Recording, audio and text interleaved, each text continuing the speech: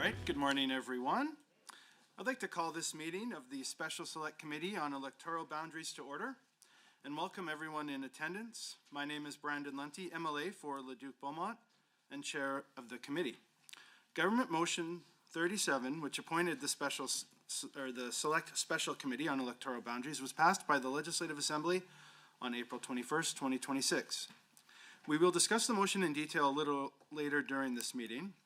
However, at the onset, I wanted to comment on the committee appointment process that was set out in Motion 37. Instead of appointing specific members to the committee, which is the regular process, the motion provided a specific mechanism for the appointment of members to this committee. Clause C-B provides that the committee shall consist of myself as chair, 3 members of the government caucus nominated by the government House Leader, and 2 members of the opposition nominated by the official opposition House Leader. Accordingly, the government House Leader has nominated Chantal DeJong, Tara Sawyer, and Ron Wiebe. The official opposition House Leader has nominated the Honourable Christina Gray and the Honourable Kathleen Ganley. I will now ask that members and those joining the committee at the table introduce themselves for the record. We'll begin to my right. MLA Ron Wiebe for the constituency of Grand Prairie Wapiti. Tara Sawyer, MLA for Old Stittsbury Three Hills. Chantal DeJong, MLA for Chestnut Strathmore. Kathleen Ganley, Calgary Mountain View. Good morning, everyone. Good morning, Christina Gray, MLA for Edmonton Millwoods. Good morning, Bonnie Govindarajan, Parliamentary Council. Good morning, Nancy Robert, Clerk of Journals and Committees. Good morning, Aaron Roth, Committee Clerk. All right, thank you, everyone. Before proceeding further, as this is the first meeting of this committee, I would like to discuss the remote participation in committee meetings. As many of you know, Section 6 of the Legislative Assembly Act permits participation in a committee meeting by means of telephone or other communication facilities that permit all members participating in the meeting to hear each other if all members of the committee consent. Our committee meeting rooms are equipped to facilitate meeting participation by telephone and video conference. If this is something we want to permit, then this committee may wish to pass a motion, which needs to be passed unanimously, to approve remote participation by members for the duration of the legislature. I would note that such a motion would not preclude the committee from determining that in-person attendance at specific meetings is required. In those cases, a motion would be considered at the end of a particular meeting requesting the attendance in person of members at a subsequent meeting. So with that, I would like to ask if anyone would like to entertain a motion. MLA Wiebe, I see your hand up. Please go ahead. Yeah, Chair, thank you. I would like to move that the Select Special Electoral Boundaries Committee consent for the purpose of Section 6 of the Legislative Assembly Act to remote participation by any member in the committee's meetings held at the designated committee meeting rooms in the 2E2 building during the 31st legislature unless the committee carries a motion in advance of a meeting that remote participation of members is not permitted at that meeting. All right, thank you for reading that motion into the record, MLA Wiebe. Is there any discussion on this motion? All right, seeing none, I am prepared to call this question. All those in favor of the motion, please say aye. Aye. All right, are there any opposed? So that motion is carried unanimously. So we'll move on to a few housekeeping items before we turn to the business at hand. So please note that the microphones are operated by Hansard. Members so we don't need to do there's no remote participation today. So just want to let everyone know that committee proceedings are being live streamed on the internet and broadcast on Alberta Assembly TV. And as always, including the chair, please set your cell phones and other devices to silent for the duration of the meeting. So with that, we can move on to approval of agenda. Are there any changes or additions to the draft agenda? MLA Sawyer, I see your hand. Please go ahead. Yeah, I'd like to move to amend the agenda as presented, adding the following after item 5. Number 6, budget for independent advisory panel, sub A, remuneration and expenses, sub B, staff support, and B, renumbering items 6, 7, and 8 as 7 and 9, respectively. All right, thank you, MLA Sawyer, once again for reading that motion into our record. Is there any discussion on the motion to amend? All right, seeing none, I would ask all those in favor of the motion, of the amendment, thank you, please say aye. Aye. Any opposed? All right, so that motion, that amendment has been carried. And now I think we will solicit a motion to approve the agenda as amended. If there's anyone who'd like to move that. Emily Sawyer, please go ahead. I move to accept the agenda as amended. Thank you, MLA Sawyer. Any discussion? Seeing none, all those in favor, please say aye. Aye. Any opposed? Seeing none, that motion is carried and the agenda is approved. Honorable members, the committee clerk will provide each of you with an updated agenda for today's meeting. So moving forward now then with our agenda, the next item for business is committee orientation. And we'll start with 3A, which is general mandate and committee support. So honorable members, as this is the first meeting of the committee, I would like to provide a general overview of the role of a select special committee of the Legislative Assembly of Alberta. The same rules, procedures, and precedents governing other committees of the Assembly apply to these committees. However, special select committees of the Legislative Assembly are different from standing committees of the Assembly in that they are struck for a particular purpose. Once the committee has completed its work and submitted its final report to the Assembly, a special select committee is discharged. Select special committees are given very specific mandates and terms of reference by order of the Assembly and any relevant legislation, and these may not be modified by the committee. The committee is supported in its work by the nonpartisan staff of the Legislative Assembly Office, or LAO. Several staff from the LAO have joined us at the table today, and they will be available to support the work of this committee. Of course, there are staff from other LAO branches who support our meetings, including Research and Community Services, Communication Services, Security Services, Venue Services, Alberta Hansard, and ITS and Broadcasting. I will now move to Section 3B, Temporary Substitutions. Standing Order 56, 2.1 to 2.4 outlines the process for the substitution of chairs, deputy chairs, and committee members. For convenience, substitution notice templates are available on our house for members to use, or you may draft your own notice. Please note that it is the responsibility of the original committee member to ensure that a substituting member is prepared for the meeting and has all the appropriate materials. Should the original committee member participate in the meeting, then the substitution is no longer in effect. Members who are not committee officials or official substitutes may attend and participate in committee meetings. However, they may not vote or move motions. Should the proceedings move in camera, these members would require specific consent of the committee to remain in attendance. I would now like to address Section C under Agenda Item 3, recorded votes. After a vote on a motion has been conducted, a committee member may request a recorded vote. The process for a recorded vote in a committee is similar to the process for a division in the House. I will first ask those in the room who are in favor of the motion to raise their hand, and then the committee clerk will call the names of those who have raised their hands and record the votes. We will then follow the same process for those in the room who are against the motion. If we have remote participants, they will be asked to turn their cameras on to vote if they wish. After this, the committee clerk will tally the votes and advise the chair of the number of votes cast which are in favor and against the motion. I will then indicate whether the motion has been carried or defeated, and details of the vote will be recorded in the minutes. This may also be a good time to touch quickly on the process for introducing motions that have not been put on notice. A notice requirement is in place for this committee, which requires many proposed motions and amendments to be put on notice. A detailed memo regarding when notice of motions is required was sent out last week. This is a standard practice for most standing and special committees of the Assembly. Please review the memo and follow up with the committee clerk if you have any questions. MLA Gray, I understand you have a question under this agenda item? Yes, thank you so much. You talked about the nonpartisan support by the Legislative Assembly Office, and thank you as always. We appreciate your support for the work of committees.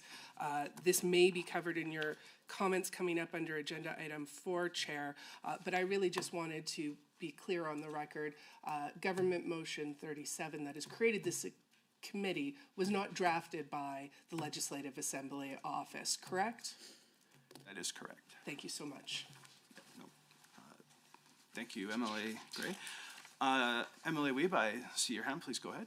Yeah, I'd like to move a motion, if possible, Chair, that the select committee, the select special committee on electoral boundaries authorize each caucus to designate 2 staff members who will be granted access to protected documents on the committees. And let me may interrupt you quickly. I think that motion is, would be more in order on a different part in our agenda, so. I'm jumping. But I do look forward to entertaining that, Okay. that motion. Thank you. At the appropriate time. So are there any other questions or comments on our agenda item 3? Okay, seeing none, I'd like to move us on then to review of Government Motion 37. We'll start with 4A, which is a general overview. So, honorable members, I understand that there may be a number of motions related to Agenda Item 4 that committee members may wish to move. I would like to suggest that we provide an overview of the various elements of Government Motion 37 first, and then proceed to opening the floor to move any motion. As mentioned at the beginning of our meeting today, on April 21st, 2026, the Assembly approved Government Motion 37, which established this Select Special Committee on Electoral Boundaries. As committee members will know, the mandate and role of this committee is unique. Clause C/A of the Government Motion 37 lays out this committee's main purpose, which is to oversee an independent review of electoral boundaries of Alberta on an expedited basis and without the requirement to hold public meetings. I will now like to move us on to Section B, which is a mandate of the committee and panel, before I will open the floor to members. At this time, I would like to call upon Ms. Vani Gordjan-Darjan, Parliamentary Counsel, to provide comments related to the mandates of the committee and of the independent advisory panel. Please proceed. Thank you, Mr. Chair. I will be brief, as committee members will have seen this motion, and we'll focus on Part C of the motion just to provide an overview of the direction given to the committee and then an overview of the role of the panel. So starting with the committee, the mandate of the committee is set out in Part C, Clause A. Specifically, the Assembly has established the committee to oversee an independent review of electoral boundaries. The motion directs the committee to engage independent advisors to serve on an independent advisory panel to conduct a review of the electoral boundaries of Alberta and make proposals as to the area boundaries and names of the electoral divisions. The motion sets out parameters for the committee's appointments of advisors to the panel. As well, at the request of the panel, the committee may make certain requests for information, assistance, and advice on its behalf, including from the Office of the Chief Electoral Officer, and may direct support from the Legislative Assembly Office. The motion also gives the committee authority to pay the advisor's remuneration, travel and living expenses, and to pay the panel's reasonable disbursements. After the panel submits its report to the committee may meet to review the report and make observations, after which it must submit the report to the Assembly no later than November 2nd, 2026. After submitting its report to the Assembly, its mandate is concluded. So I'll briefly speak about the mandate of the panel that the committee appoints. As already mentioned, the panel's mandate is to conduct a review of the electoral boundaries of Alberta and make proposals as to the area boundaries and names of the electoral divisions. The motion sets out the parameters for the panel's review and proposals, and these are set out in Part C, Clause E2. As already mentioned, to support its work, the panel may ask the committee to request on its behalf certain information, assistance, and advice, and administrative support from the Legislative Assembly Office. And the panel must submit its report to this committee by October 22nd, 2026, and when it does so, its mandate is concluded. Well, thank you so much. Are there any questions related to that information? Yeah, Emily Ganley, I saw her hand. Please go ahead. Yes, I just wanted to sort of speak generally to Government Motion 37 and the mandate of this particular committee. So my colleague and I are here today to represent the interests of Albertans. I would like to make it clear on the record that this does not constitute an acquiescence to this particular process. I think we continue to object, and I just want to sort of outline generally how we got to this point. So on March 26th, the Electoral Boundaries Commission report was tabled. In an unprecedented violation of democracy, convention, and rights, the Alberta government threw out the electoral maps developed by the Legislative Independent Electoral Boundary Commission and overrode the normal process that would have had the majority report voted on within the House. That is how we got here today. Each MLA in the legislature represents thousands of constituents, and those constituents deserve to have their views and voices heard on this matter, and we didn't get that opportunity. Then, in what I would say is a gross violation of democracy, the UCP ran through Government Motion 37, which creates this committee, which is, in my view, a naked insertion of partisanship into politics in terms of drawing the electoral maps. And I will point out that obviously government members have a majority on this committee. The motion that sets up this committee, where political views will be put forward on a new map. And Mr. Chair, it is my view that politicians of all stripes, myself included, should not be drawing electoral maps.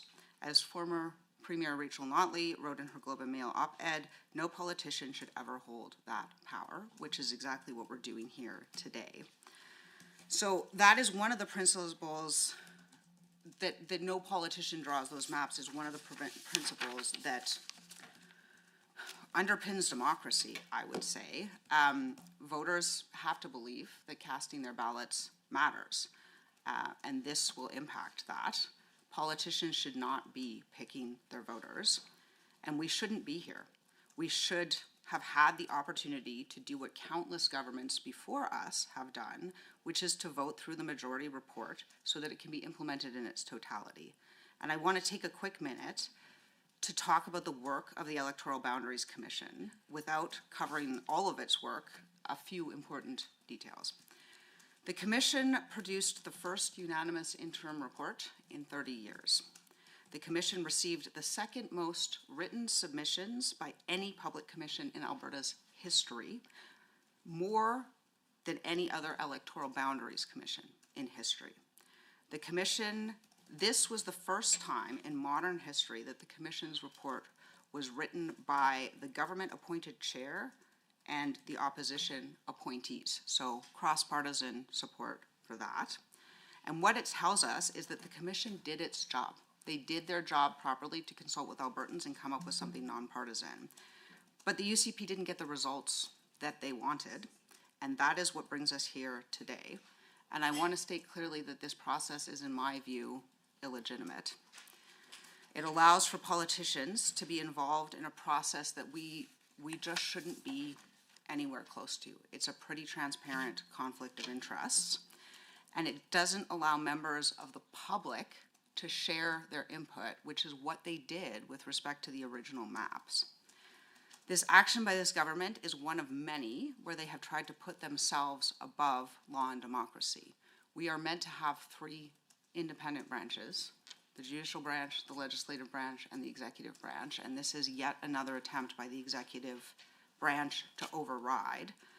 And this one is particularly egregious. As Commissioner Susan Sampson put it, it is a stab in the heart of democracy. To be clear, we're not here because we think that this process is legitimate, quite the opposite. We're here to do our best to keep Albertans informed about this illegitimate and unconstitutional process. The government has forced this process on Albertans, and we're here because we have a duty to protect their rights insofar as we are able, and to defend democracy and try to prevent this committee from chipping away at Albertans' most fundamental rights. We're here because Albertans, whether they live in towns and cities, whether they came here 5 years ago or 5 generations ago, deserve to have their vote and their voice matter. And we're here because Albertans deserve electoral boundaries that are determined by a fair and independent process and not for political advantage, and we take that duty very, very seriously. So I guess to sum up, our presence here doesn't mean that we think that this is a legitimate process, quite the opposite, but we do think that it is our function to defend the rights of our constituents and all Albertans. Thank you. Thank you, Emily Ganley. Emily Gray, I understand you do have some questions. If you wouldn't mind, I actually will go to Ms. Robert first to conclude our information, and then I'd love to come back to you for your questions. Okay. No, please, go ahead, Ms. Robert. Thank you, Mr. Chair. Yes, just very quickly to finish off in terms of information on the mandate of the committee and the independent panel. In accordance with Government Motion 17, the Independent Advisory Panel is required to report to this committee by October 22nd, 2026. And it's required to submit to the committee a report based on its review. And this committee is required to report to the Assembly no later than November 2nd, 2026. That report would be presented by the chair during the daily routine under presenting reports by standing and special committees. And there is no requirement in Government Motion 37 or the standing orders of the Assembly for a request for concurrence in the report. It just simply needs to be presented. And that's all I have to say about that. Thanks. Thank you very much for providing that additional information. Emily Gray, please go ahead with your questions. Thank you very much, Chair, and thank you to the team for starting us off with a bit of a briefing of what's brought us here, and also thank you to my colleague for the opening comments about our participation, because I do think it is really important that we are here, we are participating, but it is not because we believe this process is legitimate. My questions about Government Motion 37 include: the Premier has stated repeatedly that the Independent Advisory Panel will be using the Commission's majority report as the starting point for its deliberations. But when I read Government Motion 37, Part C, E to B, reads that the panel's mandate is to, quote, incorporate the recommendations provided in Recommendation 5 in the addendum to the majority report, subject to any modifications the Independent Advisory Panel consider necessary, end quote. And I just want to make sure that the colloquial explanation that we've heard on radio shows and so on matches that language that we saw here. Would it be correct to state that Government Motion 37 requires the Independent Advisory Panel to use the Commission's majority report, the only legal report, I believe, as the starting point for its deliberations, as has been claimed in the legislature, or does Part C, E to B allow the Independent Advisory Panel to start from scratch? So I guess my first comment would be, it's not up for our committee to sort of dissect what the Premier or anyone else might have said in public. So our mandate of this committee is to stick to the government motion as written, and the instructions as provided in the government motion is what will be going to our independent advisory panel. Thank you very much, Mr. Chair. So I suppose just clearly through the LAO and our legal team, does Part C, E to B require that the panel will use the majority report as the starting point for its deliberations? Am I understanding that correctly? I might turn it over to. Thank you, Mr. Chair. We can't interpret the motion. It wasn't something that we drafted. That would be something the government House Leader proposed this motion. I don't think our team would feel comfortable interpreting what it may or may not mean. We're just going with what the motion says. Thank you. Yeah, go ahead, Emily Gray. Follow up. Thank you. I appreciate that. Secondly, I had a question specifically about Part C sub F. When reading this motion, when the committee makes requests on behalf of the advisory panel around accessing information, statistics, LAO records, or specific individuals providing advice to the panel, I'm just wanting to be really clear. Is the independent advisory panel permitted to make these requests on its own, or will their requests always be required to go through our committee? Because F, to me, implies that it may always go through this committee, but it's not fully clear to me, and so I'm just hoping to understand in practice what this might look like once a panel is, like, does everything come through the committee, all requests for information, or not? Because F implies that, and I'd love more clarity. Thank you. Okay, I might turn again if you might have similar comments, or do you have anything you'd want to supplement with? I mean, we can't provide interpretation, but on the face of the motion states that the committee may, at the request on behalf of the panel, do any of the following, so I think that's all. We can really only speak to what's on the Okay. face of the motion. So, Mr. Chair, Go ahead. in a situation where the LAO is not able to interpret, because they were not the drafters. So this was a government drafted motion, and I note that the language at the beginning was that government motion 37 was approved in the assembly. To be very clear, it was not unanimously approved. It was approved with the government majority only and no other support. My quick question to you is, would you then, on the record, be the person who will answer some of these questions that might be more interpretive about how the panel and the committee will proceed? So, as an example, my original question about the majority report being the starting point for deliberations, is that something that you would be able to answer and set that direction on behalf of the panel? Or will the panel be interpreting these things on their own? So, thank you, Emily. Great. So, I view the role of our committee and as my role as chair to execute the government motion as passed. And I think when you raise these questions that may require a decision of the committee, we can go through the regular process that any committee would, including special standing committees, which may require motions to address some of these issues, and we'll look forward to going through that regular committee process. As chair, I don't anticipate stepping outside of that process, which is to make the decisions of the committee by the committee as a whole. Then another follow-up, Emily Gray? If I may. Thank you very much, Mr. Chair. So we have a really big issue with trust right now in this process. A lot of public concern has been raised, especially because this is an unprecedented process. And when I ask a straightforward question like, will the majority report be the starting point for the panel, I'm not hearing a response. It's reasonable that the Legislative Assembly Office cannot do these interpretations because they are not the drafters. They are here only to support the work. This is government motions. For clarity, though, I will say that this is very frustrating and continues to reinforce to me the illegitimacy of this process.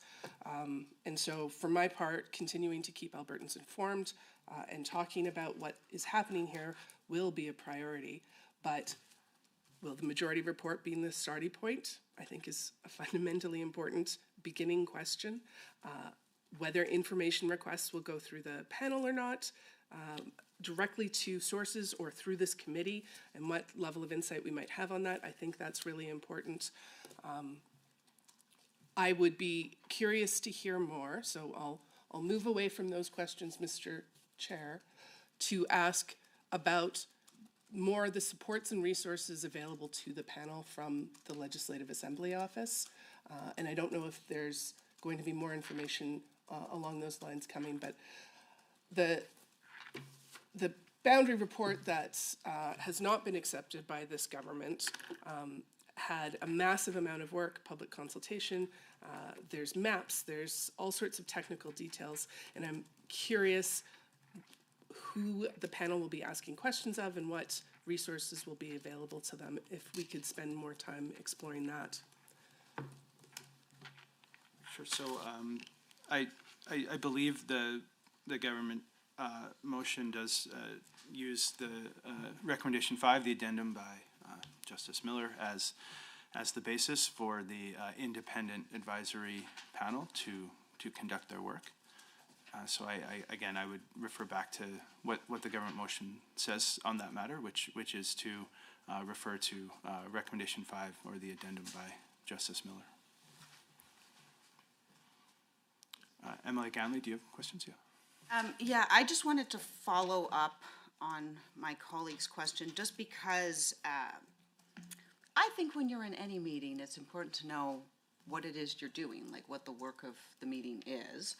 And so, Mr. Chair, what I understand you to be saying is that the committee, this committee, will decide whether or not the majority report of the Boundaries Commission will be used as a starting point or not at some future date. Again, I would say that our committee has been tasked with being faithful to the government motion, which is does reference the role of the independent advisory panel, and there is a specific reference to the addendum 5 by Justice Miller. I wouldn't necessarily think that would be a decision point, other than to faithfully advise the independent advisory panel of what's in the motion. Sorry, and my apologies. I'm familiar with what's in the motion. I think what I'm trying to clarify is this is a government motion. It was not drafted by the nonpartisan LAO, which is why they cannot interpret it. The government is headed by the Premier, and the Premier has said repeatedly on the record that the earlier recommendations, so not 5, the recommended maps, which constitute the majority commission, will be the starting point.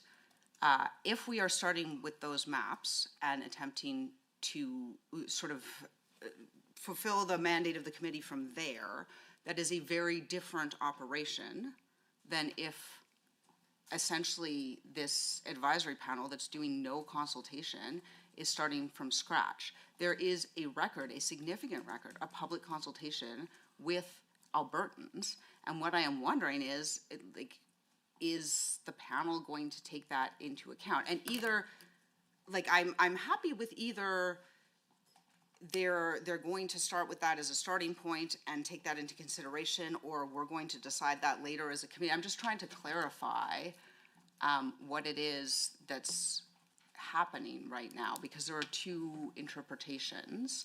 And so going forward, I think it's kind of relevant for Albertans to know whether we're throwing out that year of work and all that public consultation, or whether we're using that as a starting point. So the independent advisory panel will be using the information gathered by the Electoral Boundary Commission, including the majority report, and including all of the information that was gathered from all Albertans during that process. So they will be tasked with reviewing all that information that was gathered as part of the electoral boundary process.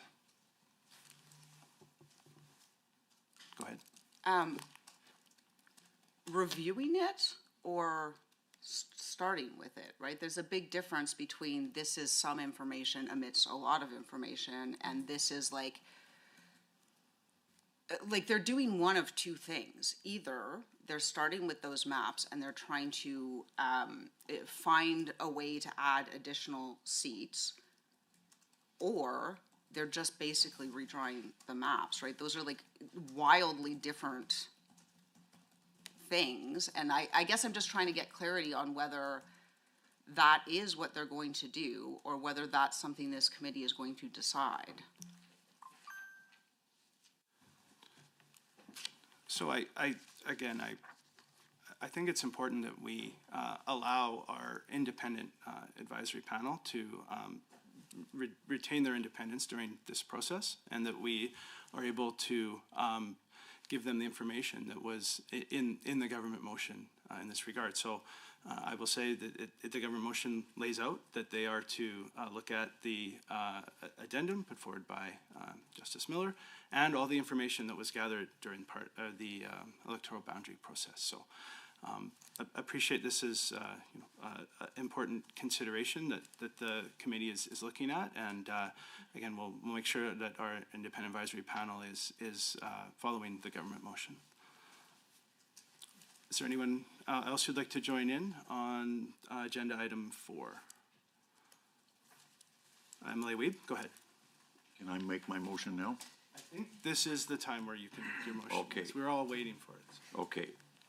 Thank you, Chair. I would like to move that the Select Special Committee on Electoral Boundaries authorize each caucus to designate 2 staff members who will be granted access to protect documents on the committee's internal site and to in-camera portions of all committee meetings to support the work of the committee members. All right, thank you, MLA Wiebe, for reading that motion into the record. I see MLA Gray has a comment. Thank you very much. So this motion speaks to in-camera portions of the committee meetings. I will say, as we begin the work of this committee, specifically looking at the history of how we have gotten here with the rejection of a majority report recommendation by the Independent Alberta Electoral Boundaries Commission, I am concerned about what in-camera discussions may be coming up in the future. And so I'll just start with an opening question of the mover of the motion or any other government member. What in-camera discussions do government MLAs intend to have? Why would we be moving off the public record? So right now, this committee meeting is being broadcast. There will be a Hansard record of the deliberations. If we move in camera, both those things cease. So first question would just be, why would we be moving in camera? The in-camera, it's just adding, just in case we do move in camera. It doesn't say that we will, but it includes the time should we have the opportunity to move in camera for whatever reason. Thank you, Emily Wiebe. Is there any further? Oh, Emily Gray, go ahead. Just to respond to that, I will just say that I believe we should continue and only operate this committee meeting in public, just given that Albertans are already deeply concerned about political interference and influence in this process, and that there's been a very, very strong public outcry about this process and the confidence that Albertans are losing in it. So that's just a comment in relation to us potentially moving in camera. All right, thank you for those comments. I just will maybe add quickly, it would, of course, be up to the will of the committee to move into camera for any portion of deliberations as the committee sees fit. And so just wanted to make those comments that it will be at the discretion of the committee for some of that or all of our deliberations. Emily, sorry, go ahead. I think the only thing I would add is it's pretty normal, any committee in any organization, just to be able to have that ability. Sometimes you do need to go in camera. So and it's allowing transparency. This motion is to allow both sides to have 2 staff to be in there with their, should we go into that. It's just, to me, it's not out of the norm just to have that ability should we require it. Thank you, Emily Sawyer. Emily Ganley, please go ahead. Yes, I just want to comment on that. I do think that committees sometimes go in camera. I think my concern in this particular instance that this is not the normal course of business. This government motion is not the normal course of business. So deviating from the standard process, which is just the sort of normal operating of the legislative body, I just think this is not close to normal. And so suggesting that it would be fine to go in camera. I continue to be extremely worried, and I don't think that having caucus staff on either side and MLAs there is in any way transparent. I think transparent is things that happen on the public record, so I will just leave it at those comments. All right, thank you. So if there's no further commentary, I'm prepared to call this question on this motion. All right, seeing none, would all those in favor of the motion please say aye? Aye. Are there any opposed? All right, that motion is carried. All right, I have a bit of a list under this item. I have Emily Sawyer, and then I have MLA Gray for motions. So Emily Sawyer, do you mind going ahead?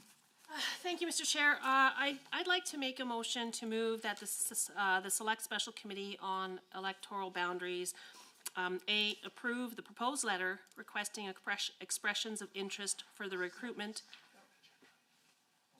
Sorry, hang on a second, Emily. Sorry, I just want to make sure we're on the right. We're still on item 4. I think your motion might be on agenda item 5.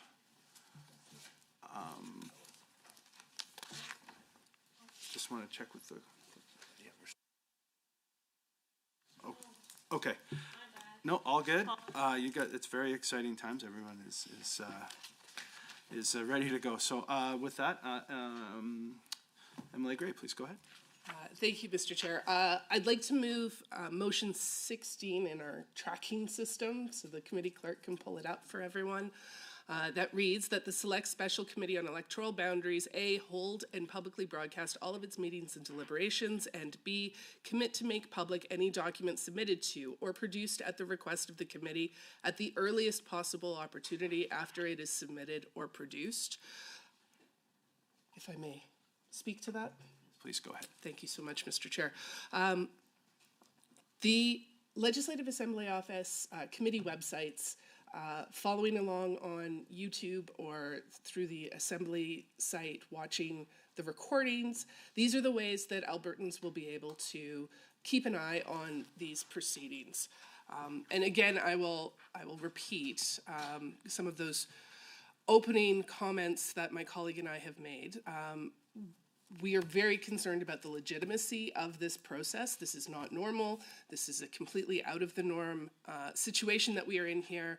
And I think that the best way to make sure that Albertans are informed about what is happening is to A, operate on the record, and B, make sure that the documents and anything else that might be involved is available for public scrutiny at the earliest possible point. I'm concerned, as I put on the record a little earlier in this meeting, that if the committee is allowed to hold in private meetings, how Albertans will be worried about MLA interference in this process. I also am concerned about information or secret documents.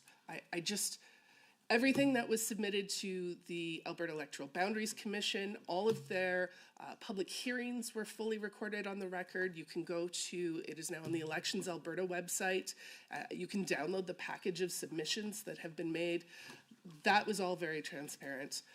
Because this is an abnormal process, because this has been created by a government motion, this committee and panel process, my motion is intended to ensure that Albertans can see this, that we're not doing things behind closed doors, and that the Alberta public can follow along with what we are doing. And so it's with these reasons that I move this motion, which I think is fairly straightforward as well. So I look forward to hearing what government members may think. Thank you, Emily Gray. Is there anyone else wishing to join in? Emily DeJong, please go ahead. Thank you, Chair. Yeah, just to speak to motion 16. My concern is, first that it's a bit premature, and it was mentioned that all our committee meetings are already public. They're broadcasted on multiple platforms. We have a gallery here in the committee room for members of the public to attend and watch. That said, committee deliberations, especially when discussing personnel decisions and appointments, These are really HR discussions, and they're always conducted in camera. And that's to ensure that members of this committee can have frank and open discussions about the suitability of those candidates. So if we're demanding that those discussions are then to be publicly broadcasted, that's a bit disrespectful to potential applicants that we're discussing their suitability, and that would be broadcasted. And I think that could lead to potential applicants not expressing interest in the position, should not just the discussion of their suitability, but also requiring that documents such as their letters of interest or their CVs be made public. So for those reasons, I will not be voting in support of this motion. All right, thank you, MLA Jung. MLA Ganley, please go ahead. Mr. Chair, I think on balance, we should be far more concerned about being disrespectful to the public than being disrespectful to people who are applying to hold a public position. I think in this instance, it is incredibly important to have a record. This is unprecedented. And I think that the people who are applying for this position ought to be subjected to public scrutiny. We apply to hold public positions. I would say we are subjected to significant scrutiny. I think in this instance, it is really important that those deliberations be on the record, because I think to do otherwise is disrespectful to the public who deserve to know what's going on. All right, is there anyone else wishing to join? MLA Gray, please go ahead. Thank you. And I just really want to repeat that I think when we are talking about deliberations like who will chair this very unique MLA-led committee reporting to the panel chair position, having that conversation in public in a way that Albertans can trust is going to be incredibly important. Now, judges, and I realized a judge as chair seems to me like it may be likely there was a judge's chair in the past. I think there may be some other types of people who potentially could become, but let me just say that judges have their curriculum vitae as public record. They have the rulings they've made in the past as public record. And someone applying to or being asked by us to chair a process like this, I suspect would be comfortable with and understand that talking about the role of them as that really important chair of this brand new panel would be willing to be part of the conversation. And if someone's not willing to have their record discussed on the record, then that is another moment of concern. I don't think that this is an HR concern per se, because we're not talking about a normal employment situation here. We're asking for someone to weigh in on electoral boundaries under the auspices of political interference. There have been allegations that there's impropriety done between the interim report and the main report because there was such strangeness, the interim report being unanimously supported by all 5 panel members, and then all of a sudden that disappearing with a real perception that like things wildly deviated. Being able to have the conversations on the record is an important priority for me. I think it should happen. I will leave it to you, Mr. Chair, and to the committee members to vote on their conscience. Well, thank you, members, for that discussion on this motion. Seeing that we don't have any hands, I am prepared to call this vote. So all those in favor of the motion, please say aye. Aye. All right, are there any opposed? Opposed. All right, that motion is defeated. So I think we'll stay on agenda item 4, just to make sure we can conclude those deliberations. Are there any further discussions or motions? Emily Ganley, I see your hand. Please go ahead. Yes, Mr. Chair, I would like to move motion 18, just for the records, we can get it up on the screen, which reads as follows, that the Select Special Committee on Electoral Boundaries require A, all meetings and deliberations of the Independent Advisory Panel be held and publicly broadcast, and B, any document submitted or produced by the Independent Advisory Panel be made public at the earliest possible opportunity after the document is submitted or produced.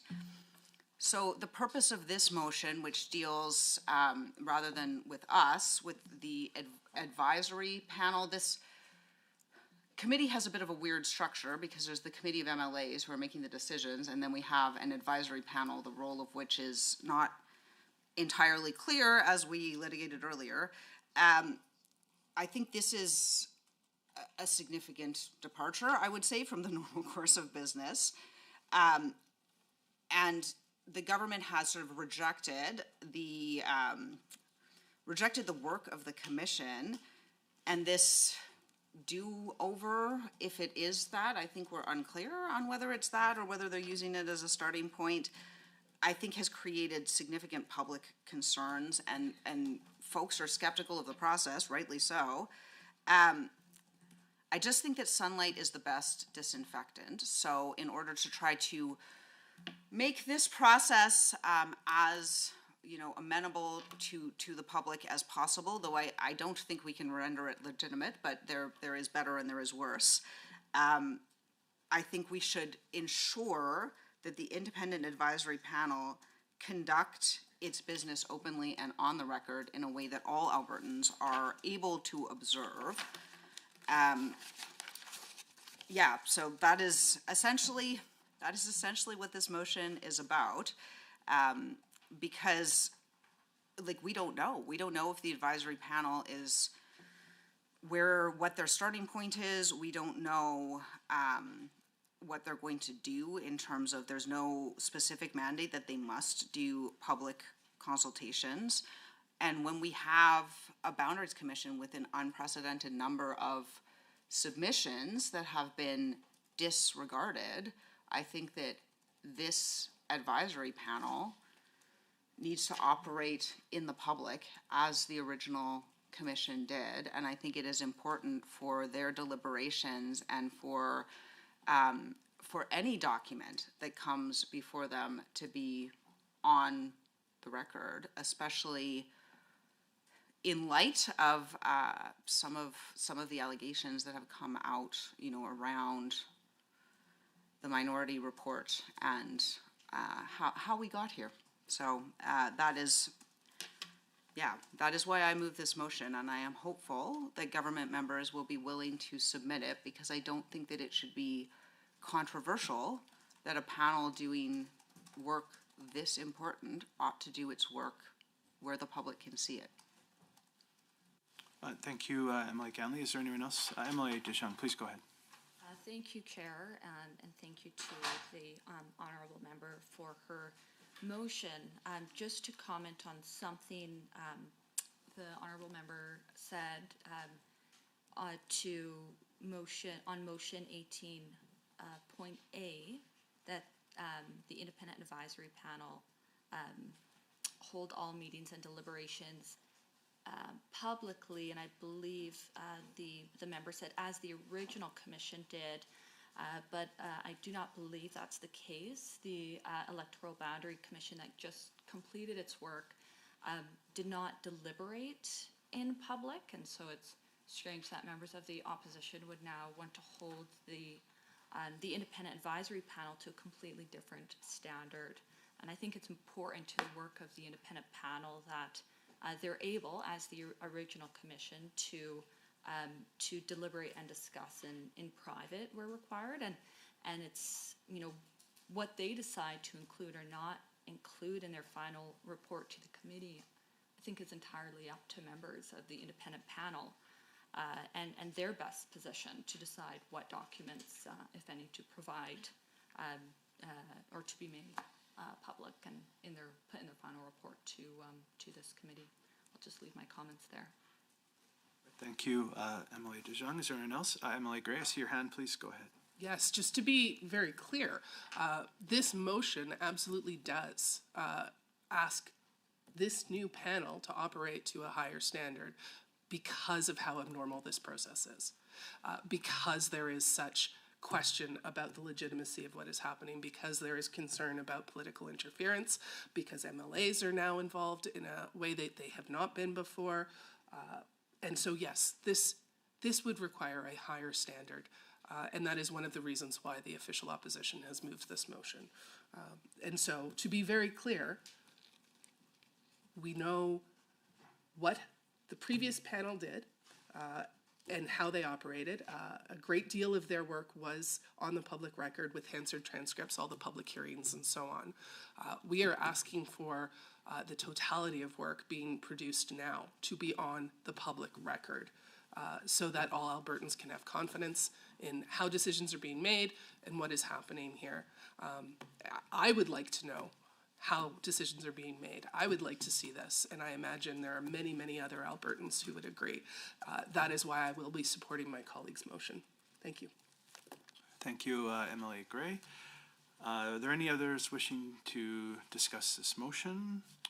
Right, seeing none, I am prepared to call the vote. All those in favor of this motion, please say aye. Aye. Are there any opposed? Opposed. Right, that motion is defeated. And still, I think we're still on agenda item 4. And Emily Gray, I see your hand. Please go ahead. Thank you. I would like to move motion number 20, that the Select Special Committee on Electoral Boundaries, A, prohibit the independent advisory panel from discussing the subject matter of the panel or receiving any documents, maps, or proposals for electoral boundaries outside of its public meetings, and B, require all members of the independent advisory panel to publicly report to our committee any perceived attempt by an individual other than a member of the independent advisory panel to provide them with materials relevant to their mandate or otherwise influence their deliberations. Mr. Chair, I make this motion specifically because of the concerns that have arisen around the public discourse of how we got here with Government Motion 37. Specifically, after the Commission's report was published and tabled in the legislature, the public has now come to learn about the perception of political interference in the process. There are 3 key pieces related to this. A, there are credible accounts that a member of the Premier's staff was sharing proposed maps from the Minority Report before it was tabled in the legislature. Our leader, Naheed Nenshi, spoke in the legislature on April 20th about this, how maps were being shared with people in the Northeast, as well as trying to sell memberships for nomination races. And that was prior to the Minority Report being published. This appears to mean that someone in government was putting inappropriate influence on members of the Commission. That's certainly the only interpretation I can think of. B, in his response to the Minority Report, in the Electoral Boundaries Report, the judge says, quote, "What might be the minority's true motivation for this, question mark," end quote, on page 64. The judge is asking us to consider why Minority Report writers are doing what they did and what might be the incentive for them to do this. And C, additionally, there were multiple MLAs and private individuals who submitted proposed electoral maps with a Government of Alberta classified protection A notation on the documents. One example can be found in submission number 809 during the second round of consultations submitted by the UCP member for Bonnyville Cold Lake. We know that this classification signifies these maps were produced by some part of the government, not by private citizens, and not by MLAs in their personal capacity. So those 3 things strongly indicates that someone in the orbit of government was putting pressure or providing materials and maps to the commissioners who wrote the Minority Report. And I would like this motion to pass to ensure that the independent panel is truly independent. If there's any chance of interference, it would make it so that the panel members are obligated to report that to us. Obviously, I want the independent panel members to be able to talk to each other. That's why we've worded the motion we have. But if there is no intention to interfere or influence with the panel, there should be no challenge with passing this motion. Albertans don't trust the process to be fair. At the minimum, the members of the panel should be required to tell this committee if there's been attempts to influence them or to shape their deliberations. And then at least we will have that on the public record and we can deal with it appropriately. To my knowledge, no such declarations were made about the work of the previous Boundaries Commission that went into this report. But going forward, again, we need to operate on a higher standard. I think this makes it clear. If anyone tries to influence or provide you maps, you need to tell the committee. And that's why I make this motion. Thank you, Mr. Chair. Thank you, MLA Grace. Or anyone else? I see MLA DeJong. Please go ahead. Thank you, Chair, and thank you to the honourable member for a motion. My points are twofold. First, to point A of motion 20, actually my comments are quite similar to the comments I made to motion 18, the Electoral Boundary Commission that just completed its work didn't deliberate in public, and thus the independent advisory panel I believe should be held to that same standard. The motion says that it prohibits the panel members from discussing the subject matter of the panel in private deliberations, which is what the previous commission did. And I think it's important that this independent panel be held to that same standard, and what they include in their report to this committee is fully up to the members of that panel. And then to motion 20.B, I would say that by not limiting or defining what must be included in their final report, the members of the independent panel are already empowered to report to this committee any attempt to influence their deliberations. Thank you, MLA DeJong. MLA Ganley, please go ahead. So two things. Permitted to report attempts to interfere and required to report attempts to interfere are wildly different things, in my view. I would also say that we are in a different situation now. That previous situation was the normal process, the process that has occurred every time that this has undergone. We are now in a completely different and, in my view, illegitimate process that is potentially a violation of Albertans' right to vote. And we also have multiple credible allegations of interference, which we did not have prior to the original commission being convened. And I would say, Mr. Chair, that it is fairly clear in the report itself, and I'm going to quote directly, I'm on page 62.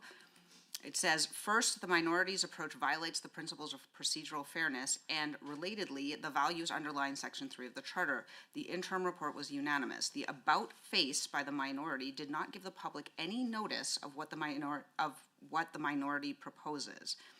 We wish to highlight but a few of the most egregious examples. To begin, the changes to Red Deer, Cochrane, Chestermere are the product of absolutely no public input or engagement. And it goes on from there to sort of list other, but I won't belabor the point because it is on the record. I think what the majority is saying here is that we had a unanimous report. We had public submissions on that unanimous report.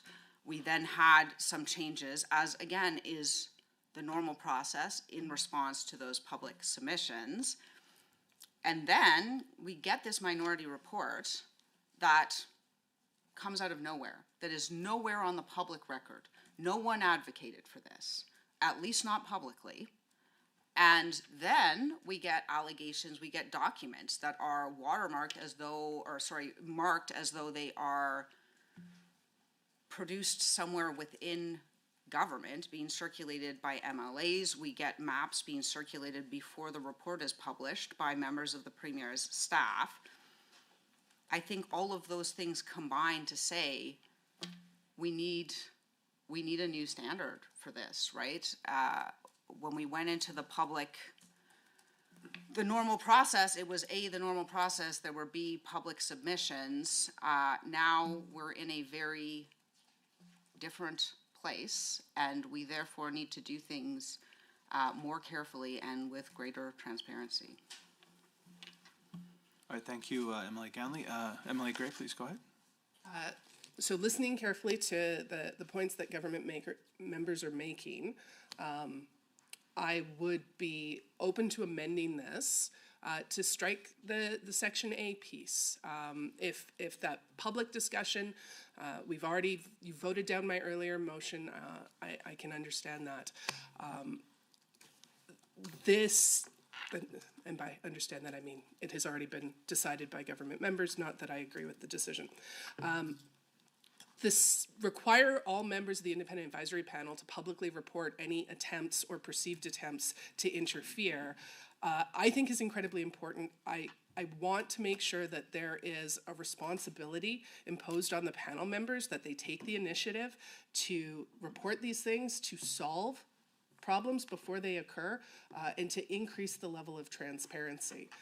And so perhaps would government members be swayed if we tightened this motion up so that it becomes a more clear requirement only to publicly report to the committee any perceived attempts by an individual other than a member of the Independent Advisory Panel to provide them with materials relevant to their mandate or otherwise influence their deliberations? I'm happy to streamline this motion to be able to achieve the outcome of we need to know if someone tries to interfere. Thank you, Emily Gray. So just procedurally here, are you asking for consent of the committee to amend this motion? I just want to check with our clerk. It was more in the context of general discussion. Let's talk general discussion, Okay. because we won't start sub-amending my own motions unless I get a sense that that might take me somewhere. Let's go there and see if any of those arguments are compelling to the government. Okay, got you. Okay, no, thank you for that clarification. Happy to see if there's any members wishing to respond. Emily DeJong, I see your hand. Go ahead. Thank you, Chair. Yeah, in my initial comments, I spoke to my concerns with both Section A and Section B of Motion 20. And I think by this Special Select Committee not defining or limiting at all what is to be included in the independent panel's report to us empowers them to include what the member opposite is asking for. So, I've raised my concerns with both A and B, so would not be swayed by an amendment. Okay, thank you, Emily DeJong. Emily Gray, go ahead. So I am hearing that the government does not support putting an onus on the panel members to disclose to us any attempts to influence. And so hearing that, I won't try to amend my own motion, and I will end my comments there. Thank you, Emily Gray. So thank you all members again for your comments and deliberations on this motion. I am prepared to call this vote. So all those in favor of the motion, please say aye. Aye. Any opposed? All right, that motion is Mr. Chair, defeated. may I request a recorded vote? Absolutely. All right, so a recorded vote has been requested. The process for a recorded vote in a committee is similar to the process for a division in the House. I will first ask those in the room who are in favor of the motion to raise their hands. Honorable Ms. Gray, Honorable Ms. Ganley. All right, and now I will ask those who are opposed to the motion to raise their hands. Mr. Wiebe, Mrs. Sawyer, Ms. DeYoung. All right, I think we we've, have everyone who has voted, so, yeah, and so that motion has, Sorry, Mr. Chair, total for the motion, total against 3. all right, thank you. So that motion is defeated. And 3. Okay. So for the record, that motion has been defeated and recorded. All right, so I believe that is, unless someone else would like to add to agenda item 4, I am prepared to move us on our agenda to agenda item 5, which is composition of the independent advisory panel and then chair of the independent advisory panel. So honorable members, the committee will now proceed to addressing the process of appointing a chair for the independent advisory panel. Clause C, section D -II of Government Motion 37 specifies the criteria that must be considered in appointing the chair. So I would now like to open the floor to any comments, questions, or motions. Emily, sorry, you were so eager earlier in our agenda. I would just feel bad if I didn't give you the first crack here. So why don't you go ahead? Thank you very much, Mr. Chair. Yes, apologies for jumping the gun earlier. But yes, I did want to move a motion that the Select Special Committee on Electoral Boundaries approve the proposed letter requesting expressions of interest for the recruitment of the chair of the Independent Advisory Panel provided by the member for Old Didsbury Three Hills to the chair of the committee on April 29th, 2026 as distributed, and B, direct that the letter be sent to the Chief Justice of the Court of King's Bench of Alberta and the Chief Justice of the Court of Appeal of Alberta, requesting it be distributed to all current and retired judges of the Court of King's Bench of Alberta and the Court of Appeal of Alberta. All right, thank you very much, Emily Sawyer, for reading that into the record. I will now open the floor for discussion on this motion. Emily Ganley, please go ahead. Oh, sorry, that's correct. Emily, sorry, would you like to kick If I us could off? speak to my Yeah. motion, that would be thank you, Sure. Mr. Chair. Magnanimous chair this morning, yes. Yeah. The point of this is to allow both retired and sitting judges to be able to apply for the position, and by asking the Chief Justice is there in the best position to circulate those to all those members. Judges and retired judges are already ethically bound to to act impartially, so I don't think that this would be out of line. It should enhance the public's confidence in the process. And with respect to the other piece of that letter, it speaks to deadlines, and I think having that deadline in there is to ensure that 10 days gives them enough time to submit, but it also allows us to move the process. So I submit this under those grounds. All right, thank you, Emily Sawyer. Emily Ganley, please go ahead. Yes, I would like to move an amendment to this motion. Would you like me to read it, Mr. Chair? Sure, please go ahead. Okay. In Clause A, by striking out as distributed and substituting the following, quote, after making the following changes, I, striking out all reference to the phrase retired or, and, two little i's, striking out paragraph 3 of the proposed letter and substituting the following. The committee requests your recommendation for potential candidates for chair of the Independent Advisory Panel. Please forward any recommendations you have to Electoral Boundaries Committee at assembly.ab.ca no later than 3 p.m. by Thursday, May 14th, 2026, no later than 3 p.m. Oh, we seem to have that twice. And by striking out Clause B and substituting the following. B, direct that the letter be sent to the Chief Justice of the Court of King's Bench of Alberta and the Chief Justice of the Court of Appeal of Alberta.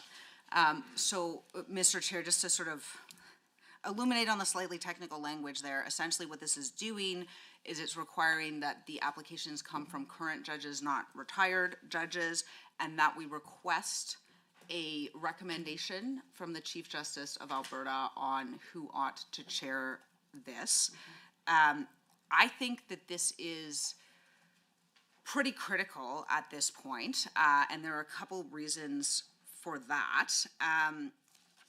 First of all, I think in light of this new process and the impacts that it may have on Albertans' right to vote, I think that the Chief Justice is in the best position to assess individuals and their familiarity or work with Section 3 of the Charter, which protects Albertans' right to vote, because that's going to be relevant in this debate. And so I think that having someone with that specific experience is going to be important. This is unprecedented. Normally when we deal with unprecedented law, it sort of makes its way up potentially to the Supreme Court. So I think that having someone with that particular grounding is important. I also think that having the Chief Justice of Alberta propose a chair, it's just better placed than this committee to make that decision. I mean, things are hot in political circles, hotter than they have been in my 11 years, and I think that this particular committee and this particular, well, there's an act before the legislature as well, this particular motion have created some significant level of friction. I think that partisanship is at an all-time high, and I think that Albertans need to know that this is being done as independently as possible, and it would help reassure Albertans that this is a process that is above the political fray. We have a premier who has publicly commented on her desire to control judges, so I think having that independence is extra important at this particular moment.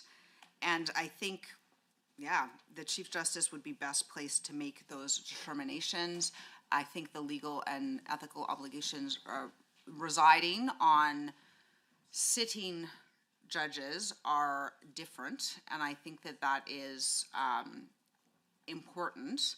And I mean, that's a fairly large pool, and it worries me if government members of the committee are of the view that that fairly large pool of justices who reside in Alberta is insufficient and they need to broaden it further in this way. So I would suggest that these amendments improve the motion and increase public transparency and increase essentially independence, which I think is at an all-time level of importance right now. Thank you.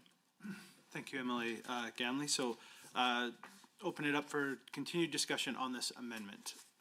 Go ahead, Emily. Sorry. Thank you, Mr. Chair. I'll start my comments on the amendment. By limiting it, I don't know why we would shrink. Right now, the wording that I have allows for both retired and sitting judges. That gives us a nice large pool. I don't know why we put in an amendment limiting people of qualification, whether they're retired or active, from being able to apply as chair. And frankly, I would suggest there is a potential with respect to retired judges might potentially have more time to devote as chair. So another reason not to preclude them. And I find a little bit of the commenting a little bit concerning to almost make it seem as though a retired judge could not still remain independent. I don't think that's a good way we want to frame that. So I would not be in support of this amendment as I think that right now the way I have it worded is to allow a very vast pool of qualified candidates. Thank you, Emily Sawyer. Go ahead, Emily Gray. Thank you, Emily Sawyer, for those questions and comments, because I'm happy to speak to exactly why we don't believe a retired judge meets the standard that we're looking for this committee.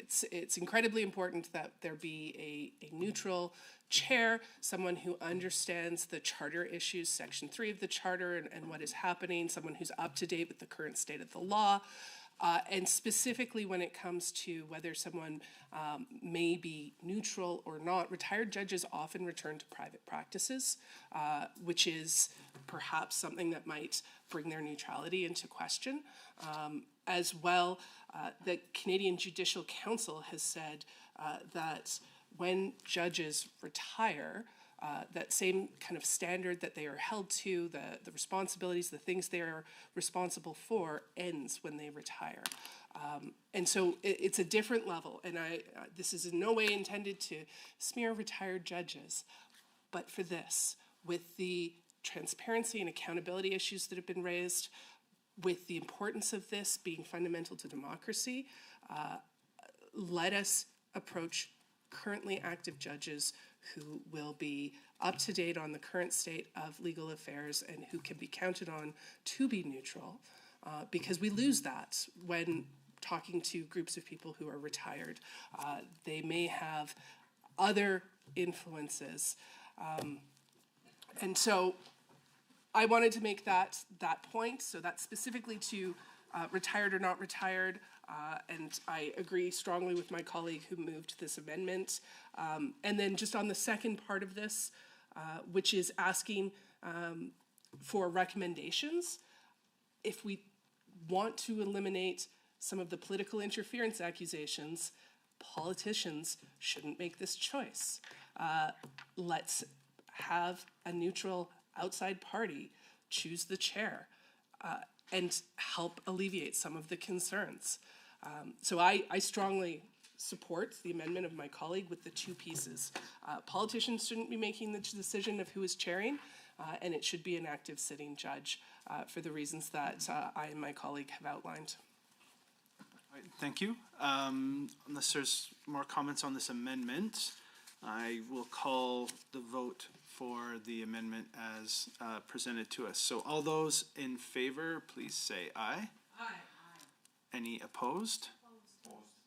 All right, that amendment is defeated, and we can continue discussion on the main motion. If anyone else has any comments to add on the main motion.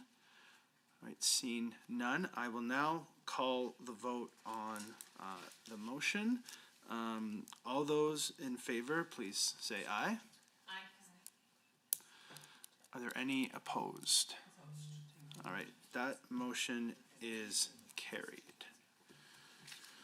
All right, so I think we can continue on under agenda item 5. Is there any other comments or motions? Emily Sawyer, please go ahead.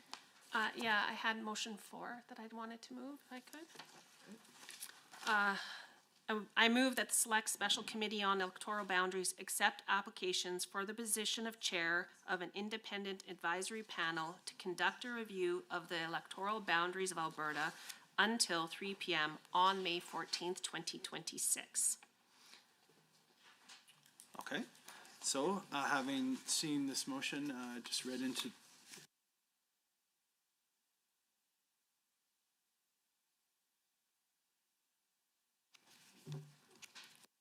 this is very similar to what we just passed, so I don't, no, it's fine. So perhaps we can maybe get through this one pretty brief. So is there anyone who would like to make a comment on this? It doesn't look like it. So we can go through this quickly. So all those in favor of this motion, please say aye. Aye. Any opposed? All right, that motion is carried. All right. So just opening the door again, if there's any other motions or discussions. Emily Sawyer, always a pleasure to hear from you. Thank you, always a pleasure to be heard. I have motion 5 I'd like to put out, if I may. I'd like to move that the Select Special Committee on Electoral Boundaries request the Ministry of Justice to provide a list of names and contact information of all the retired and current judges of the Court of King's Bench of Alberta. Sorry, Emily, sorry. Just getting some thoughts here from our LAO. Just bear with me 1 second here.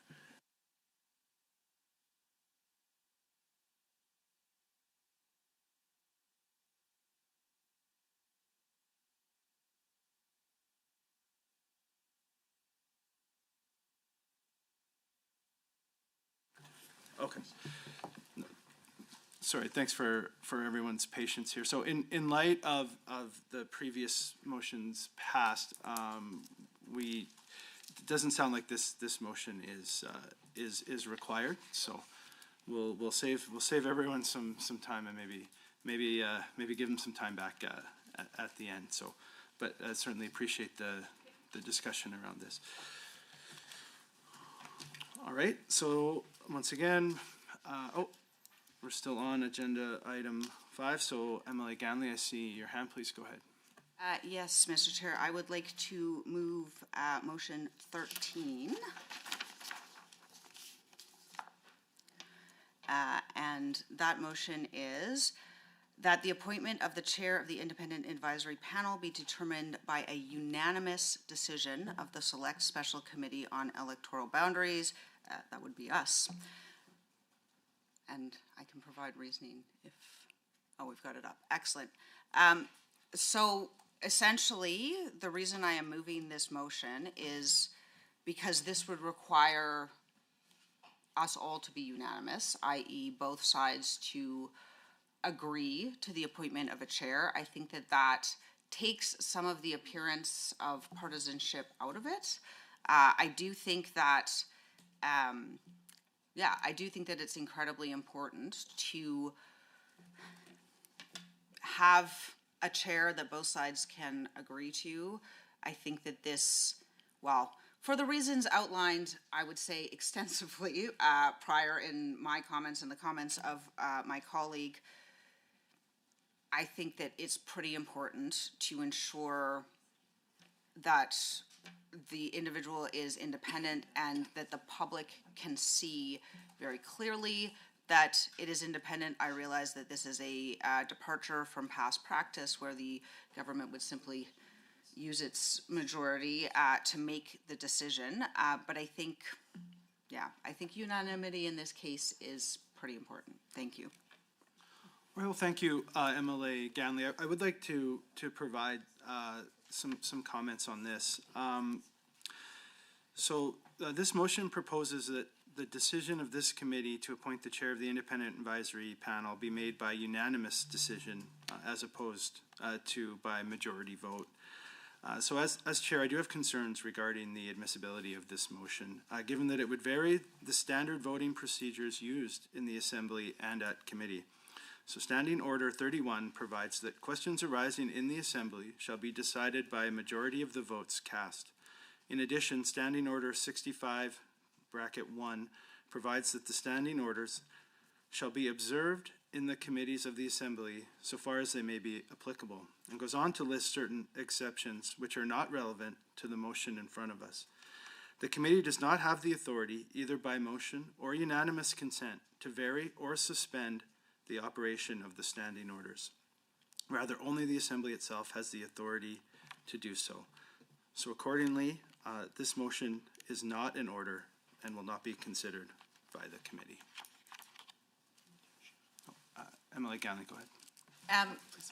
Sorry, Mr. Chair, just a question with respect to that ruling. I believe that the section that you just read into the record said that a committee should not vary insofar as, I apologize, I can't remember the precise wording, but I think there is precedent for this. I don't think that we are altering the standing orders in any way. I think we are altering their applicability not even to the entire committee, but to this one minor situation, and that I think that the public interest in that is pretty heavy, and I am interested in the legal opinion that underpins your view that saying deviate as little as possible means don't deviate at all.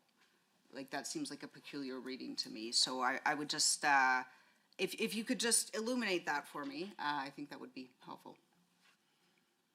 Well, thank you, member, and I'll just reiterate my ruling that that this motion is not admissible or not in order under the Standing Order 31. We want to make sure that that our committee will observe the same process under the standing orders as the Assembly, and as such, this motion is not in order. Emily Gray, please go ahead. Thank you, Mr. Chair. Only a comment to the government members on this committee. Although the chair is ruling that we cannot impose a higher standard in this case of saying we should all come to an agreement, so this motion is not moving forward. I certainly invite the government members to work with us because if we can find a candidate that receives unanimous support, that may go an extremely long way for trust in the process. And we have talked numerous times already today about the real questions that have arisen. So with that being said, Mr. Speaker, there's nothing that stops the committee from setting this as an aspirational goal, if not a passed motion. Thank you for those comments, Emily Gray. Much appreciated. So with that, we will. Sorry, Emily Ganley, please go ahead. Oh, sorry, that having been ruled out of order, I was going to move another motion, is that? Yeah. Okay. So I would like to move motion 14, which reads as follows, that the Select Special Committee on Electoral Boundaries not appoint as chair of the Independent Advisory Panel an individual who has, in the past 10 years, A, made a contribution within the meaning of the Election Finances and Contribution Disclosure Act to any political party in Alberta, B, applied to be a candidate for election in Alberta as the candidate for a registered political party within the meaning of the Elections Act, C, served on a political party constituency association in Alberta, or D, been a member of a provincial public agency, board, or commission. Essentially, what this is trying to alleviate is the skepticism that Albertans are rightly, I think, feeling right now about this massive departure from the normal legislative and legal process that occurs when we redraw electoral boundaries. By rejecting the Commission's legal report, the government has damaged trust in this process, and they have damaged trust that this process at this committee will be conducted fairly in a transparent and nonpartisan manner. They have also rejected multiple amendments already that attempt to make this more transparent or to ensure that information is on the public record. I think, therefore, it is very critical that Albertans know that these individuals have no affiliations, no political affiliations of any sort.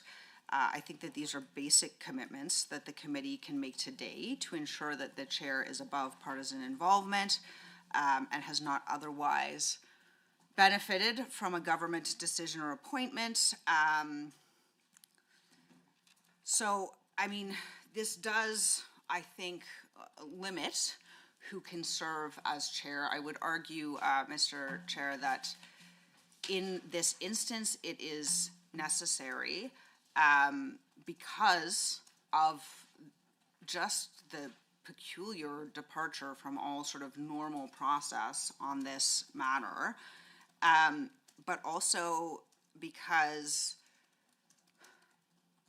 yeah, this person needs to be entirely above partisanship, and this is, I mean, this is an imposition that is imposed on members of the civil service at high levels. It is something which is imposed upon judges in many ways, and in fact, we've seen sort of publicly comments on why judges ought not to be donating to political parties. So I think, yeah, I think that this just sort of helps with that transparency and nonpartisanship and helps to reassure Albertans. All right, thank you, MLA Ganley. Are there others wishing to speak to this motion? I see MLA Sawyer's hand and then MLA Gray. So go ahead, MLA Sawyer. Thank you, Mr. Chair. Look, we've had a lot of these amendments. The reality is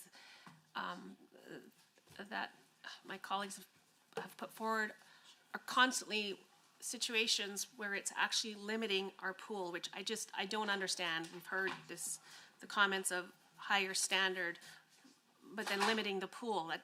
I think that it kind of conflicts. I think that what we do when it comes to the applicants is it should include anyone who meets the requirement that is listed under the government motion 37. So I think the other problem with that motion is that it eliminates a lot of professionals. It lists provincial agencies, boards. That means anyone who served on a post-secondary board of governors. It limits the number of professional regulators. That would also include the Law Society. So I think there could be an issue there where suddenly we can't appoint a judge. And I don't think that the motion eliminates bias. I think the problem with it is it eliminates expertise. And I think it removes thoughtful judgment. And it's just putting too many rigid rules in place. And I think it's important that whomever is in there, we have the opportunity to have someone who's highly qualified, and shrinking the pool, I think, goes against wanting to keep this process at a high level. So I'm sorry, I can't support this motion. All right, thank you, MLA Sawyer. MLA Gray, please go ahead. So we are talking about who we picked to chair this process. And you will note we haven't tried to apply this standard to all the members of the panel, but the chair of the panel, who is going to oversee this, you have rejected our attempts to ensure it is a sitting judge, which means it could be a retired judge. Retired judges are not bound by the same rules about being nonpartisan as a sitting judge. So are the government members comfortable having a chair on this panel who has donated to the UCP in the last year, who has sought nomination to be a candidate for the UCP or another political party? This particular motion moved by my colleague, obviously I am strongly in support because I think this passes what I often call the head nod test with Albertans. Should the person chairing the process that is going to redraw our electoral boundaries, a process that has already been brought under serious question because of how strange this process is, the MLA committee and so on, should that person not have made a political donation? Yes. Should that person not have sought to be a candidate for the government or the official opposition? Yes. Or serving on a political party constituency association? Yes. For these reasons, I will support it. I won't belabor the point, but we are trying very hard to improve this inappropriate process that Government Motion 37 has started us on down, and at every turn we are being resisted by the government, and it just brings up more questions for me about what we are doing here and its legitimacy. Thank you, Mr. Chair. All right, thank you, MLA Gray. I see MLA Ganley with your hand up. Please go ahead. Yes, I would just add that the reason I think that in this case, whoever we appoint to chair the panel needs to be non-political and absolutely above reproach in terms of their partisanship. And I'm a partisan. I'm not saying there's anything wrong with partisans. I'm saying that in this instance, it is very important to have someone that is nonpartisan. And one of the reasons is when you read through the report and the comments of the majority, and they talk about violations of procedural fairness, the values underlying Section 3 of the Charter being violated by the minority report, the allegations that have come forward publicly regarding, those maps being circulated by Premier staff ahead of time. Them being marked as protected government documents that were submitted by MLAs to the committee. I think it raises some significant concerns, and so I think holding the chair's appointment to the highest standard I just think it's a good idea. Thank you. Thank you, members, for your comments on this motion. I am now prepared to call this vote. All those in favor of the motion, please say aye. Aye. All right. Any opposed, please indicate. All right, that motion is defeated. Mr. Chair, could we have a recorded vote? I anticipated such an occurrence, of course. A recorded vote has been requested. I will first ask those in the room who are in favor of the motion to raise their hand, and then the committee clerk will call the names of those who have raised their hand. Honorable Ms. Gray, Honorable Ms. Ganley. All right, I will now ask for those opposed to the motion to please raise their hand. Mr. Wiebe, Mrs. Sawyer, Ms. DeYoung. Mr. Chair, total for the motion 2, total against 3. All right, that motion has been defeated. All right, I think we are still on agenda 5. Emily Ganley, please go ahead. And I have another motion, Mr. Chair. So I'd like to move to motion 15, which reads as follows: that the Select Special Committee on Electoral Boundaries interview in a public meeting of the committee all candidates nominated for the position of chair of the Independent Advisory Panel in a public meeting. A lot of these amendments, Mr. Chair, sort of strike at the same thing because we find ourselves in an unprecedented process that has thrown out the legal, public, and legislative process that has been used continuously throughout Alberta, that has received a majority map, which constitutes the decision of the commission, and decided to disregard that map. And for the public, normally MLAs would get to vote on this twice. So there would be a motion to concur, and MLAs could debate that openly in the legislature, and then that would be turned into an act, which would then be introduced, and MLAs could debate that. And none of those things occurred in this case, and I have multiple other colleagues. We, between all of us, have 87 minus 6, so 81 other colleagues who equally represent constituents and deserved to make those representations on the record, and they were not provided with that opportunity. And those Albertans who are represented by those MLAs did not have the opportunity to have their concerns represented on the record. So this is a significant deviation from the normal process in a way that cuts Albertans off from being represented. Also in a way that may cut Albertans who made submissions to the original Boundaries Commission off. We don't know. We are here engaged in this process, and we can't find out whether or not that map will be the starting point, which I think is a pretty significant issue. I also think that we should sort of treat this process with a high degree of transparency, given that Albertans' rights are at stake, and I think it is not unreasonable to be able to interview individuals on the record and to have the public be able to form independent judgments about that. I think Albertans should be aware of concerns that members of this committee may have about candidates for the role of chair. Thank you. Thank you, Emily Ganley. Is there anyone else looking to, Emily DeJong, please go ahead. Thank you, Chair. Happy to speak to motion 15, and some of it's actually a reiteration of comments I made to earlier motions by the honorable member. First that as I've said previously, interviews and committee deliberations on personnel appointments are always held in camera.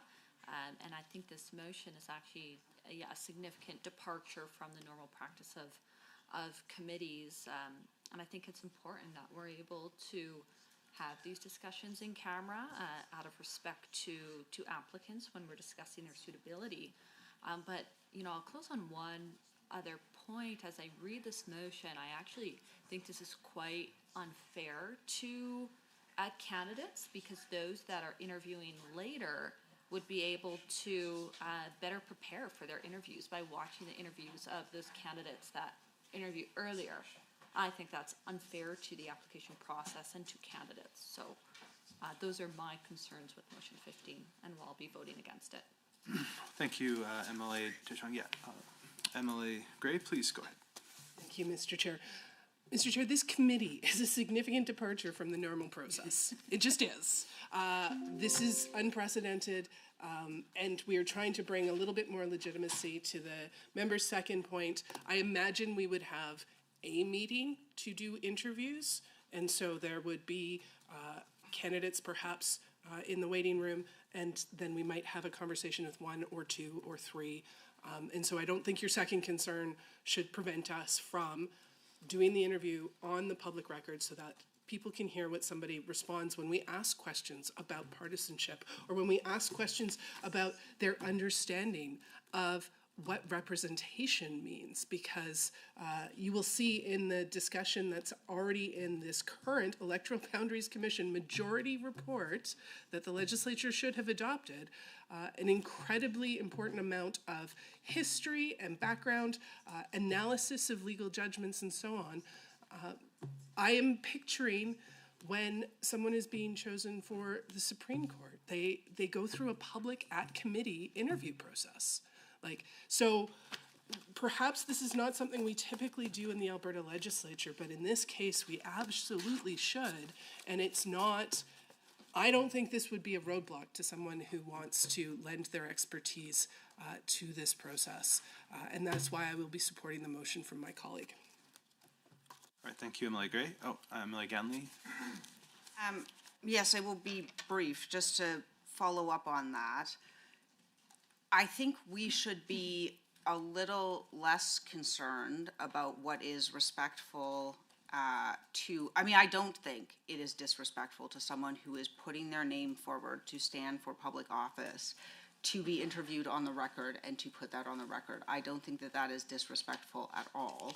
And even in the event that were, perhaps I think, Mr. Chair, I would suggest to government members that we should be a little less concerned about the individuals who are putting their names forward to hold public office and what their experience is, and a little more concerned about the public and their right to vote and whether that is being disrespected. Thank you. Thank you. Is there anyone else on this motion? All right, seeing none, I am prepared to call a vote. All those in favor of this motion, please say aye. All right, are there any opposed? All right, that motion is defeated. All right, I think we can put a bow on agenda item 5 unless there's someone else. All right, so I'm gonna move us on to agenda item 6, which is budget for the independent advisory panel. So A is remuneration and expenses. As discussed previously, the committee is authorized to pay remuneration as well as traveling and living expenses of independent advisory panel advisors. I would now like to open the floor to a discussion related to this topic. Emily Weeb, I see your hand. Please go ahead. I'd like to move a motion, Mr. Chair, if I can. Go ahead.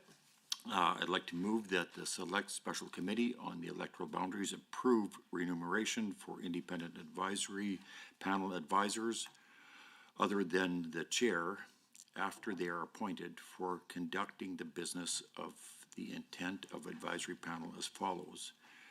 A, $300 a day for each advisor that serves less than 4 hours. And B, $600 for each day the advisor serves for more than 4 hours and less than 6 hours. and C, $800 for each day the member serves for over 8 hours in that day. Okay, no, thank you, Emily Weeb. Emily Sawyer, see I think you've already got see it. your hand, go ahead, yeah. I think we need to make I'd like to make a friendly amendment to that motion. Just because I couldn't help but notice a slight error. Under C. Under Proceed. C, Yeah, presently it reads $800 for each day the member serves for over 8 hours. That should say 6. Because above it says less than 6 hours.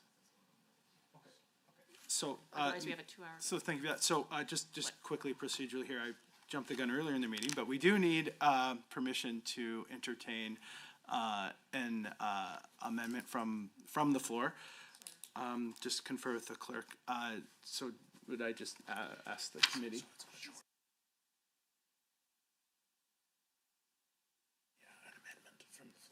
Emily, sorry, can you ask the committee for permission to move an amendment from the floor? My apologies.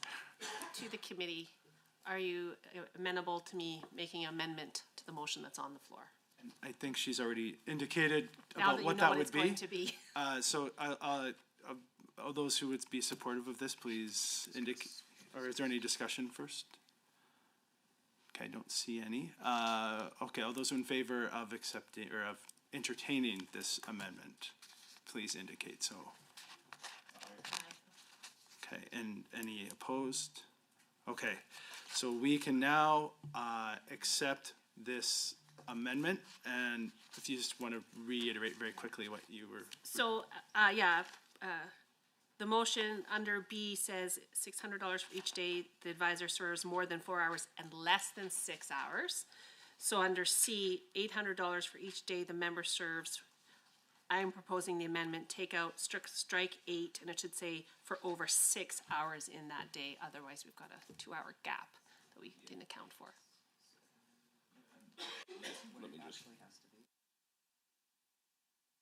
Sounds like the table here is preparing that update. Maybe in the interest of time, I'll ask if there's any discussion or questions on that amendment.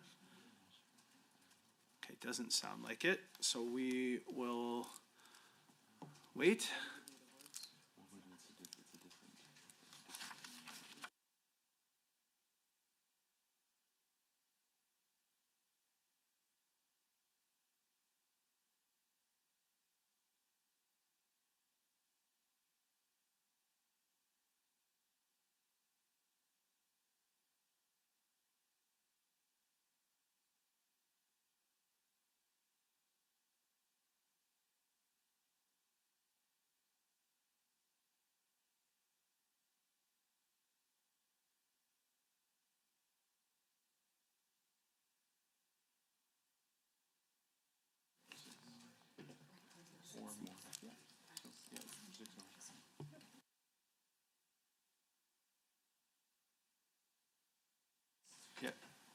Sorry, just while we're discussing how to do this, I just note that item C also says member rather than advisor.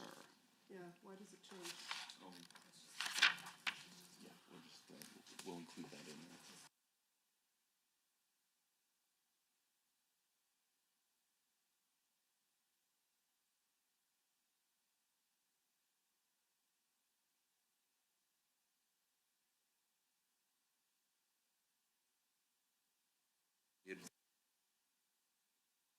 Okay, so then we.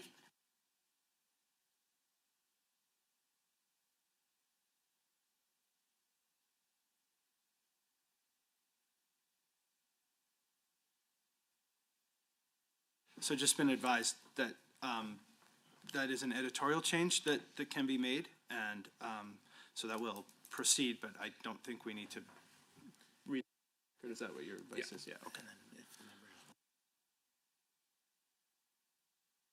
Emily, sorry, does the proposal on the screen align with your intent? Well, if you want to be technical to keep the wording the same, the wording said serves for over 6. So I don't know if you want me to be very particular, you've technically changed some words. If that's what it has to be, I am fine with it, but. Thank you, Mr. Chair. I think what we're trying to do is, if we leave it as just over, that creates a gap in B, because B says less than 6 hours, so like at 6 hours is a gap. So if we just say 6 hours or more, that covers the gap. Yeah, no, I'm okay with that, thank you.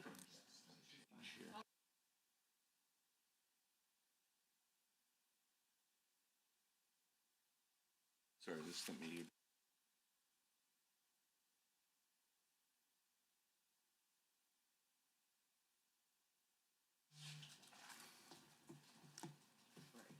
Okay, so I think we're good. Is that it? I think we're good to go, unless there's any last minute discussion. I will call a vote on this amendment to this motion. All those in favor, please say aye. Aye. Any opposed? All right, that amendment is carried, and now we will return to the main motion as amended. Is there any discussion? Emily Ganley, please go ahead. Yeah, I just think I'd like to put on record my concerns about the use of public funds in this case. We went through the normal process. The normal process had the normal outcome. It cost $1 million, which I think, because this is an important public process, it will cost money. But I really feel like throwing out the work that resulted from that $1 million and asking the Alberta taxpayer to spend more money to engage in what is, in my view, an illegitimate process it's disrespectful to the taxpayer. So I would just like to put that on record. Not as an objection specifically to this, but just as an objection generally to the fact that we are doing this at all, and to the fact that this highlights the fact that this illegitimate process will cost more money. Thank you. Getting a little tight for time, so are there any other comments? Seeing none, I am prepared to call the question. All those in favor of the motion as amended, please say aye. Aye. Any opposed? Sorry, let me just bring it.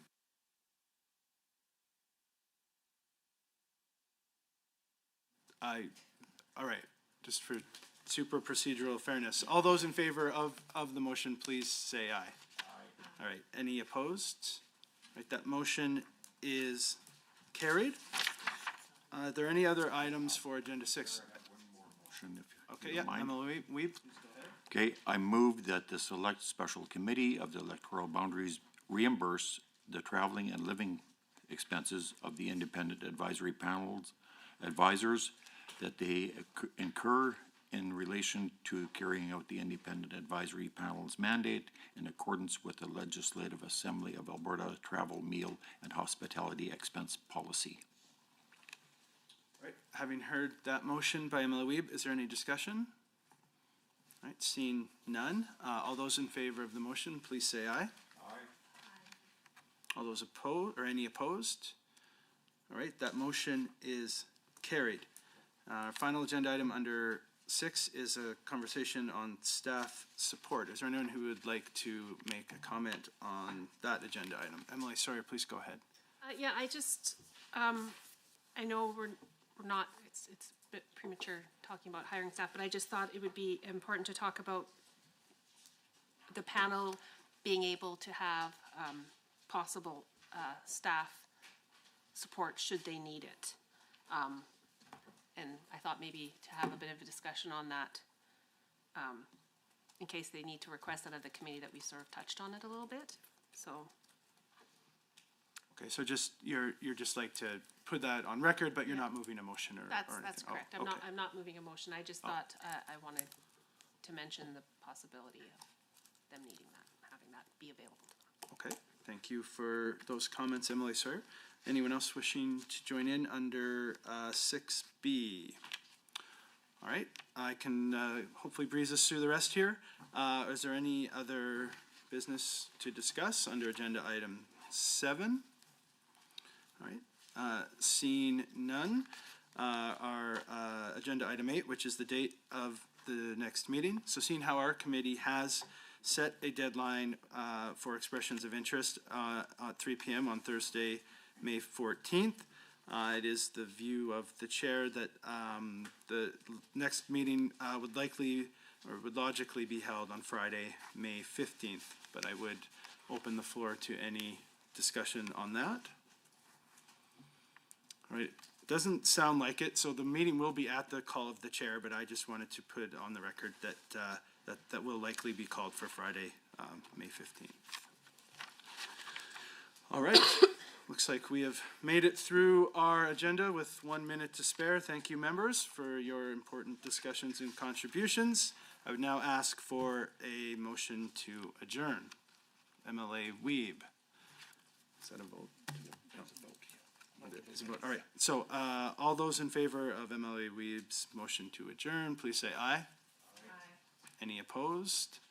Seeing none, that motion is carried and this meeting is adjourned.